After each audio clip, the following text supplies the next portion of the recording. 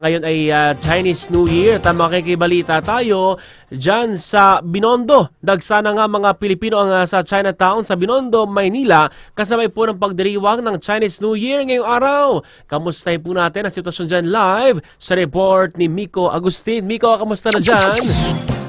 Mga lightmate, medyo makulimlim at umaambon ngayon pero halos unti-unti nang napupuno ang Binondo, Manila ngayong umaga sa pagdagsa ng mga Pilipino. Nais makisaya sa pagdiriwang ng Chinese New Year ngayong araw, January 29.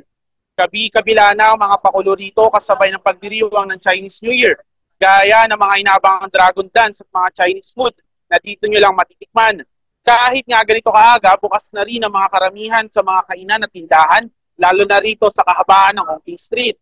Bukod sa mga lucky charm na kalimitang binibenta rito na sinasabing dagdag pampaswerte para sa ating mga kababayang Filipino-Chinese, mabenta rin sa ngayon ng mga bilog na prutas gaya ng dalandan, orange, puno ng kiat-kiat at tikoy. Sarado naman sa mga motorista ang ilang kalsada gaya ng Quintin Paredes mula Kiefer Cross Avenue hanggang Dasmariñas Street, Jones Bridge, Plaza Cervantes, Binondo Intramuros Bridge at Banawe upang bigyan daan ng selebrasyon ng Chinese New Year. Medyo traffic na rin dito sa kahabaan ng Ongping Street na unti-unti nang napupuno ng mga tao kung saan dito yung main attractions at yung mga main ng mga tindahan ngayong Chinese New Year. Pero sa kabila nga nito, nasa nakakalungkot na balita ni at Ace, isang sunog ang naganap dito sa isang condominium unit sa Ongping Street sa Binondo, Manila kaninang madaling araw.